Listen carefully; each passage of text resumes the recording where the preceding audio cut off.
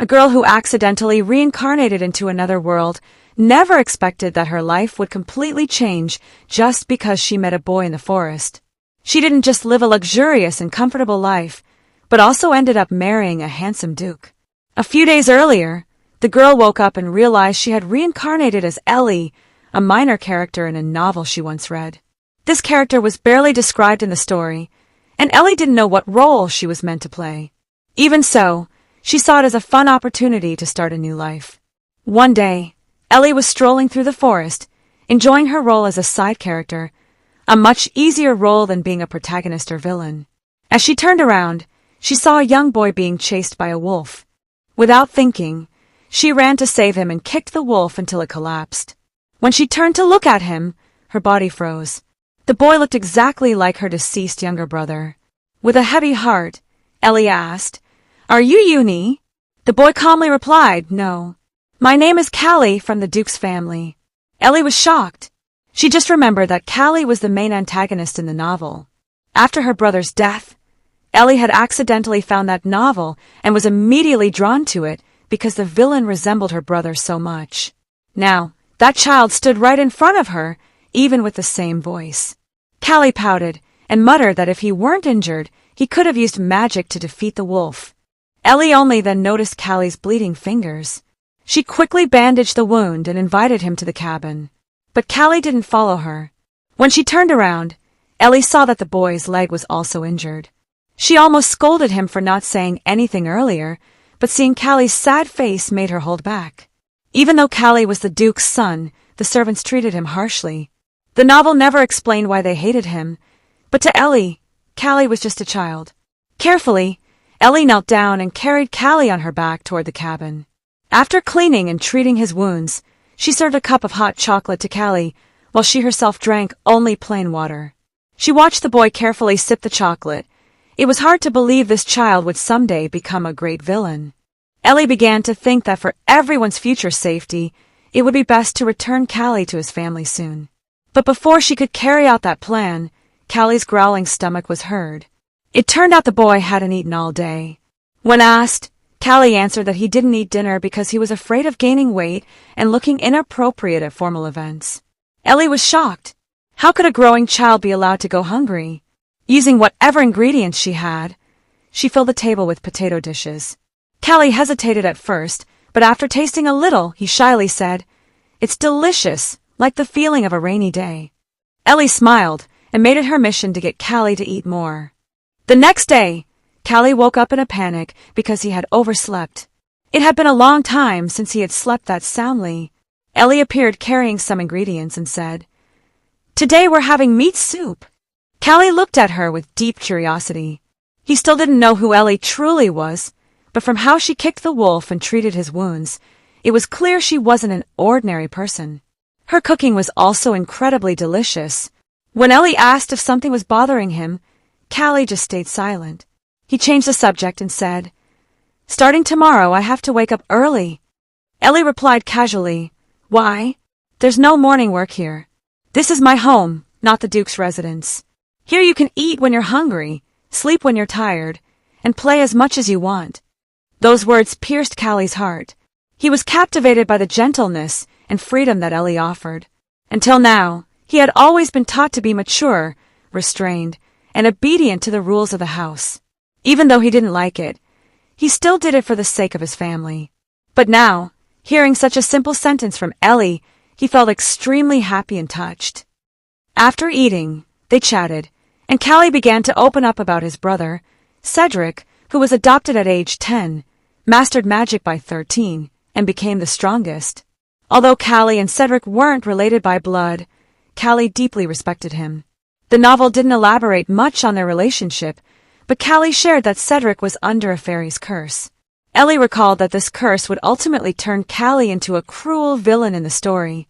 One day, a fairy appeared before Rinoa, the male protagonist, and tried to curse him into an eternal sleep.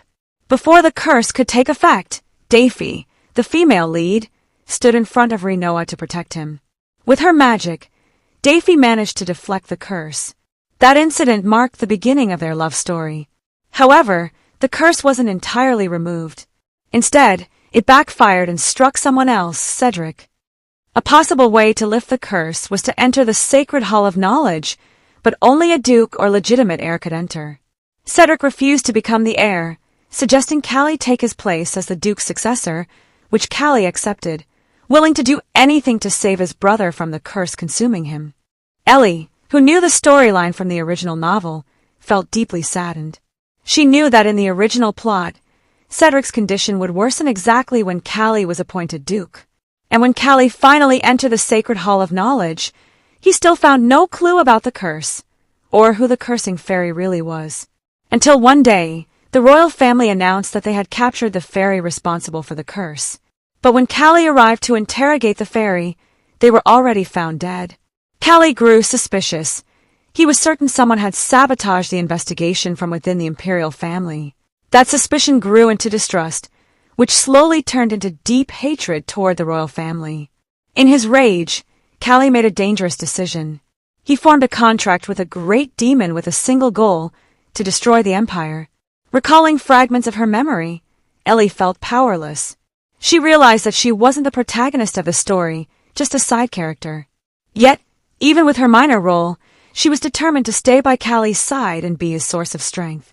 With a soft voice, Ellie hugged Callie and whispered, "Callie, you can definitely become Grand Duke and save your brother. If there's anything I can do, I'll help you with all my strength." Callie didn't say a single word. Instead, he returned the hug tightly, as if he didn't want to let go. That night, they slept side by side in the quiet room, each holding on to unspoken hopes. Days passed. Callie became more cheerful, more like an ordinary child. His wounds healed, and he was ready to return to the Grand Duke's estate. But Ellie wondered, why hadn't Cedric come looking for him yet? Meanwhile, at the Duke's residence, the atmosphere felt tense. Cedric looked distressed, his mind consumed with worry as Callie had yet to return. The unrelenting snowstorm had turned the castle grounds into a sea of ice, preventing anyone from entering or leaving.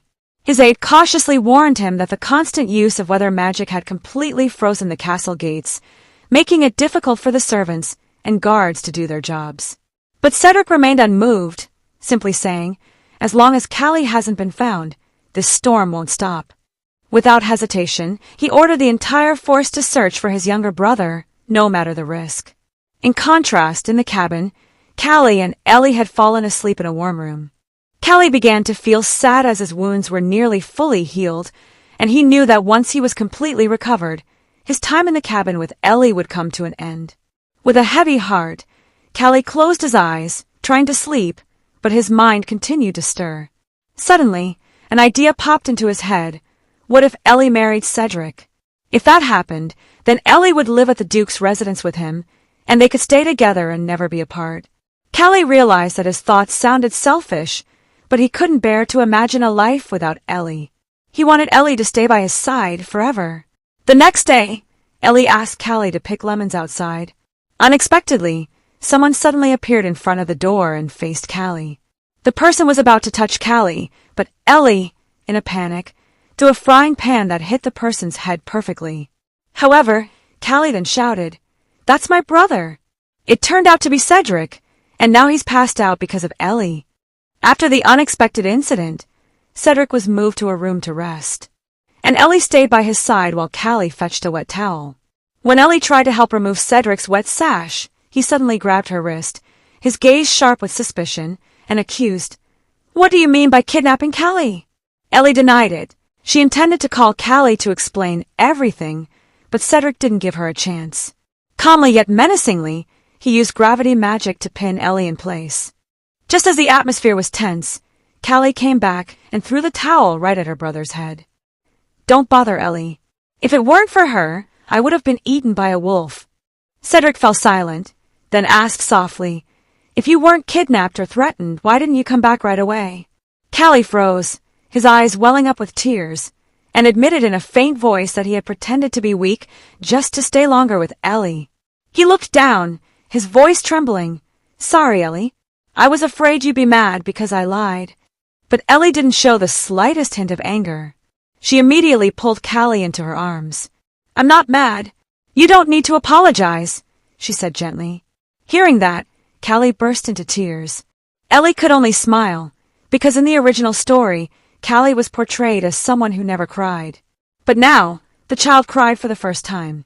After things calmed down, Callie looked at Ellie innocently and asked sincerely, "Can you come to the Duke's residence and marry my brother?" The question left both Ellie and Cedric stunned. But before either of them could respond, Callie had already fallen back asleep, resting peacefully as if he had said nothing at all. Not long after, only Cedric and Ellie were outside the room. Cedric, who hadn't put on a shirt because his clothes were wet, completely startled Ellie. Inwardly, she grumbled in annoyance. "Even if your clothes are wet, you don't have to take them all off. I don't know where to look." Cedric seemed to notice Ellie's nervousness. He then bowed and apologized for his earlier rudeness. Ellie also apologized for hitting him when they first met. To ease the awkward situation, Ellie handed him clothes to cover himself. After Cedric put on the clothes, they sat across from each other in silence for a moment. "I'm curious," Ellie said, breaking the silence. "Why did Callie suddenly talk about marriage?" Cedric explained that the only way for someone without noble blood to enter the sacred library of knowledge was through marriage, by swearing loyalty to a noble family that had access. Ellie's gaze sharpened, and her next question followed immediately. "Then why are you so determined to make Callie the Grand Duke?" Cedric revealed that Callie had been kidnapped as a baby and was only found 4 years later in an orphanage. On the way home, their group was attacked, and only Callie survived. Since then, many people hated him and considered him a bringer of misfortune. Out of guilt, Cedric gave up the title of Duke heir to Callie. Now, Callie had to become the Duke to protect himself. Guilt overwhelmed Ellie's heart. She knew very well that Callie wouldn't be able to live a happy life as Cedric hoped. Even if they married and managed to enter the sacred library, it wouldn't provide any answers. She eventually realized that the only way to save Cedric was to find the fairy who had cast the curse. In her mind, Ellie began to plan. She had to capture the fairy before the imperial family did. Based on the story she remembered, the fairy would appear to kidnap the female lead, and that's when she would act. With firm resolve, Ellie approached Cedric and told him that she might have a way to break the curse. But just as the words left her mouth, Ellie's breath caught. In her memory, a vague image appeared of a fairy with rare pink eyes and familiar pink hair. Her expression immediately turned gloomy. "Could it be that's me?" she thought to herself. In an instant, the truth hit her. The fairy who had cursed Cedric all this time turned out to be herself. Sometime later, Callie woke up and received shocking news. Ellie was going to marry Cedric. Even though it was just a contract marriage that would end once Cedric's curse was lifted, Callie felt extremely happy. The most important thing to him was one thing: Ellie would stay by his side. Previously, not long after Ellie realized she was the fairy who had cursed Cedric, Cedric had asked hesitantly what way. Ellie, filled with anxiety and guilt, didn't know what to answer. But what came out instead was, "Marry me." The sudden proposal left Cedric stunned, but there was no rejection. And so, the decision to marry was made. In her heart, Ellie recalled the contents of a novel she once read. She was the main antagonist, the source of all the chaos. She was the fairy who cast the curse on Cedric. That meant only she could lift the curse and end the suffering it had caused. Unfortunately, Ellie no longer remembered anything about her past as a character in the novel. Only a vague name and age remained in her memory. Meanwhile, Callie, in his innocence, shared his future plan. If he became the Grand Duke someday, he would make Ellie his guardian after divorcing his brother, so they could always be together. Ellie was stunned by the child's determination. He seemed far more mature than his age. Cedric firmly responded that the final decision was in Ellie's hands, not anyone else's. Hearing that, Callie, who had been confident, began to sulk. He said softly, "But Ellie said she liked living with me the most." But in that moment, he realized that Ellie had never actually said that. Amid all the confusion, Ellie was haunted by an increasingly heavy dilemma. If one day Cedric and Callie found out the truth, that she was the fairy who had cursed Cedric, would they still be able to live happily with her? Or would all of this end in even greater destruction? Despite her doubts, Ellie finally made a decision. She chose to go with them back to the Duke's residence. a place now covered in snow due to Cedric's magic. And this is where fate begins to change. But the end of the story may not be a happy one. To find out the real answer, read the manhwa I Became the Young Villain's Sister-in-Law. Because every wound holds a story.